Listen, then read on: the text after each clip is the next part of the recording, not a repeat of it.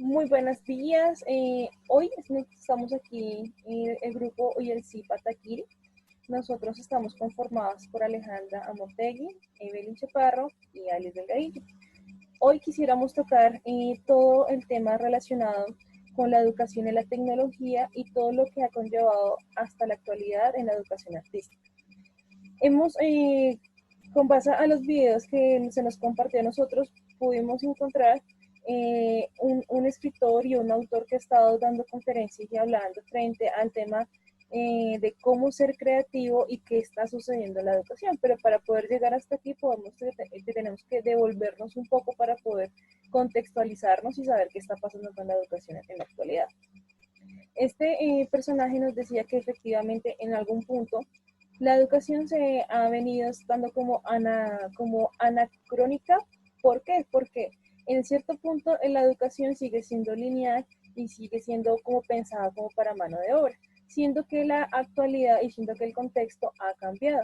Esa mentalidad de la educación se tenía más o menos idealizada para la ilustración o para la revolución industrial.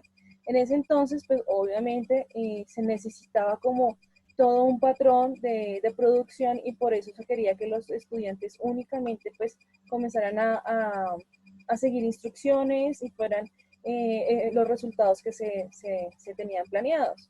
Pero este personaje que es Ken Robinson nos dice, bueno, ¿y qué ha sucedido si ya en la actualidad ya pasamos por la revolución, ya pasamos por el romanticismo, estamos llegando a la actualidad y la educación parece que no ha tenido evolución, parece estar estática?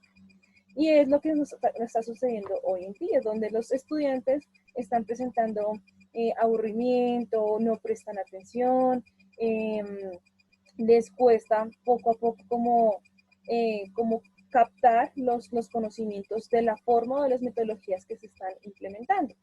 Este es un llamado también para que nosotros entendamos que los docentes o los maestros no son solamente personas dadoras de conceptos, porque él dice, hoy en día esos conceptos se pueden encontrar fácilmente en la red o en un computador o en cualquier otro, es más, hasta en un libro, pero hoy en día los libros también ya han sido como apartados. La cuestión es qué queremos ser realmente nosotros los docentes. Los docentes como aquellos que estamos en la capacidad de guiar y motivar a esas personas para que encuentren sus talentos ocultos y esos talentos puedan ser habilidades y competencias que se puedan trabajar en su adultez y pues posiblemente en sus ámbitos laborales. Pero para poder llegar a todo ese proceso, desde la escuela se debe dar la oportunidad de explotar esos talentos, de descubrirlos. También hace una crítica de que por qué en qué punto se ha generado una jerarquía dentro de sus saberes, porque es más importante saber de matemáticas, saber de ciencias y porque es menos importante saber de las artes, de danzas, de teatro y de las demás. Entonces es importante, en este punto es enfatizado en que también estamos dejando de lado aquellas cualidades que permiten ser feliz al ser humano. Y en esto pues nosotros hemos llegado a una pregunta que nos parece importante tocar en este punto, que es cómo poder volver a creer y a reconstruir en la capacidad humana, esa capacidad de ser felices. ¿Cómo lo podemos hacer? Entonces aquí pues vamos a escuchar a nuestra compañera Evelyn. Bueno, pues es interesante saber de cómo, mira, como todo lo que ha pasado en la educación y como todo lo que decía Alice de su historia, de todo su avance, y si uno se pone a comparar, el sistema educativo no cambia, no ha crecido, como que nos seguimos basando en, en que solo es 30 o más de 30, 40 niños en un salón de clase con un mismo profesor, con un solo tablero, y como que todos están con un mismo sistema educativo. Se les está dando prioridad a todas las materias, en este caso no se les está como dando prioridad a desarrollar como su capacidad, su desarrollo emocional o personal, por decirlo de alguna manera.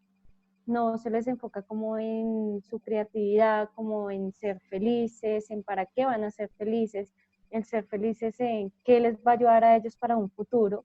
en lo que quieren hacer, ya sean abogados, ingenieros o hasta en este caso pues artistas como nosotros, pero como que solo se les educa para un solo término de por sí.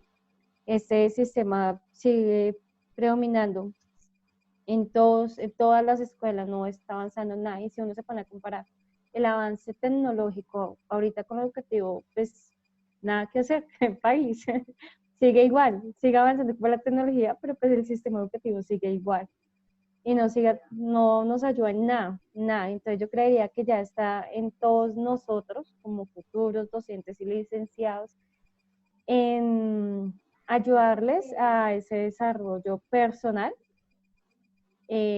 también emocional, para que ellos crean en ellos mismos, valga la redundancia, de que no quieran copiar la misma imagen que les da un profesor enfrente de ellos o un adulto, sino con que ellos se crean capaces de equivocarse y que si se equivocan no es que se sientan a llorar, sino como que se sientan orgullosos de poderse, de que se cayó, me volví a levantar. Y si me equivoqué, el por qué me equivoqué y cómo puedo mejorar. No sé. Sí, efectivamente, pues es importante que ese camino y ese viaje del aprendizaje es lo mágico, ese equivocarse y buscar cómo poder mejorar es lo mágico realmente del aprendizaje. Y él también hace pues muestra esa realidad de que, ojo, el sistema educativo se está obsesionando con los estándares de calidad, con los resultados que se desean, que están dejando por fuera o están anulando todo ese proceso realmente mágico tanto para docentes como para estudiantes, que es el aprendizaje. A veces está por ese deseo de tener resultados, de tener las mejores calificaciones al nivel nacional para ser el colegio reconocido, se está anulando y se está perdiendo todo ese camino donde nosotros como también como grupo y equipo de trabajo estamos dejando de soñar, dejando de ser creativos, efectivamente.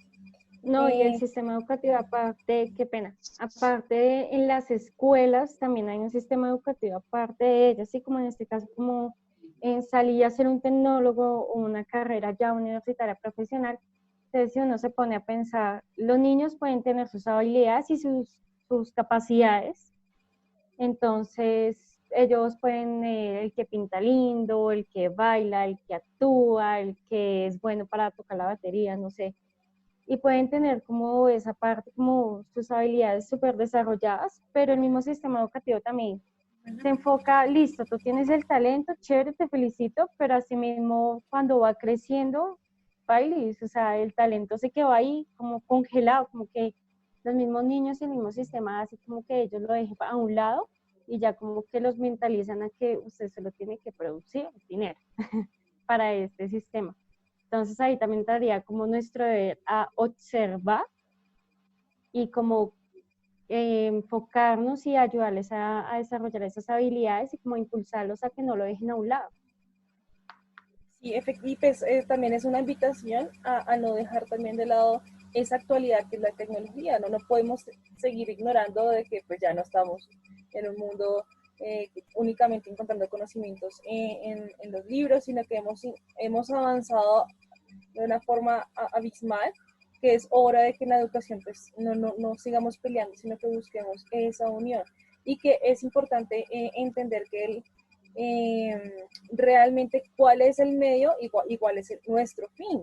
Entonces estamos a veces queriendo que la tecnología sea el fin, pero no, realmente el fin que tenemos que encontrar es motivar y explotar esos talentos de los niños. Que cuál sea el medio, que el medio sea las estrategias, que sea la tecnología, que sea la cultura, como todas esas herramientas comenzamos como a modificarlas para poder llegar a ese fin. Y pues obviamente que sea este el motor de las ideas y el motor de la creatividad. Y es aquí cuando nosotros nos preguntamos, bueno, ¿y qué está sucediendo en la actualidad con la educación artística? Entonces aquí vamos a hacernos por la última pregunta, que es, ¿cuál ha sido el reto de la educación artística a través de la virtualidad? Bueno, entonces, respecto a la postura en esta pregunta, hoy vemos que la educación artística debió buscar un sinnúmero de herramientas para lograr integrar a sus estudiantes y seguir con las modalidades, llámese música, danza, artes plásticas y demás, debía encontrar nuevas estrategias para la conectividad con sus estudiantes. Lo que sucede es que por ese mismo tema que hemos abordado, de la finalidad, de que las instituciones se están obsesionando con promedios, con calificaciones, o sea, con un estándar de notas, no están mirando más allá, o sea, no están viéndose desde los pies del estudiante. ¿Por qué lo decimos? Porque así como o sea, lo abordó mi compañera Alice y mi compañera Evelyn, cada uno tiene un talento propio al que se le debería prestar más importancia. La artística es una clase más, aún virtualmente sigue siendo una clase más, como de relleno, no como una, o sea, no algo que sí deberían aprender. ¿Por qué? Porque en ella está la disciplina, la constancia, la concentración, la motricidad, la habilidad mental y corporal. Entonces, debería ser una de las herramientas y los vínculos más grandes que fortalezca todo un pensamiento educativo. No pasa por qué, porque lastimosamente, aunque haya mil estrategias virtuales, el arte no puede ser arte si no se involucra en todos los sentidos de la persona. Virtualmente es imposible involucrarlos todos o llegar a sentirlos realmente. Han habido estrategias muy buenas, digamos, hoy hubo un seminario muy interesante con los autores y principales exponentes de las filarmónicas y academias de la filarmónica acá en Colombia. Ellos decían que podían hacer que un estudiante construyera un instrumento para que recreara el instrumento y practicara sobre él y que cuando llegara a la parte física ya lo pudiera manipular y darle el sentido al aprendizaje que tuvo. Decían que se puede, hay mil herramientas, mil programas, mil dibujos, pero el estudiante aún así no siente que absorbió toda la temática, ¿sí? Entonces ellos decían, esto solamente es un preentrenamiento para que ellos ya lleguen fortalecidos al aula. ¿A qué voy con ello? No estábamos listos para lo que pasó. No estábamos listos para una pandemia. Nos encerraron de repente con una situación de emergencia. Aún estamos en ella. Sí, nos tocó lastimosamente. No se tuvo un plan B. Se tuvo que construir sobre la marcha. Ha funcionado porque no vamos a quitarle mérito a nuestros docentes que se han esforzado. Pero digamos que en cuanto a la parte artística, nosotros somos artistas formadores porque nosotros llevamos la parte sensible pues a los estudiantes. ¿Qué seríamos de nosotros si no tenemos música, si no vemos cursos donde pintar, donde han salido tantas actividades para hacer? ¿Qué seríamos sin la danza? O sea, ¿qué hubiéramos hecho si la parte artística se hubiera desaparecido? Probablemente acá en la pandemia la mitad estaría estresado, muy loco, por decirlo de alguna manera. Entonces, resaltando aunque virtualmente se ha podido, a la parte artística le hace falta más apoyo, sabiendo que ya de por sí era muy difícil en una hora enseñar la sensibilidad artística a un estudiante. Ya es más complicado hacerle sentir al estudiante la parte artística que lleva en él y poderla explotar. Entonces se lleva como una conciencia de que las TICs, que sean el vínculo, pero o sea, no se queden en herramientas, sino sean un vínculo de preparación. Y para la parte artista es fundamental para que una vez nos reunamos en el aula, todo ese aprendizaje pueda llegar a ser implementado en la práctica. Bueno, muchísimas gracias a ustedes por escucharnos y esperamos que sigamos profundizando frente a estos temas tan interesantes. Una feliz noche. Estén muy bien, hasta luego. Hasta luego.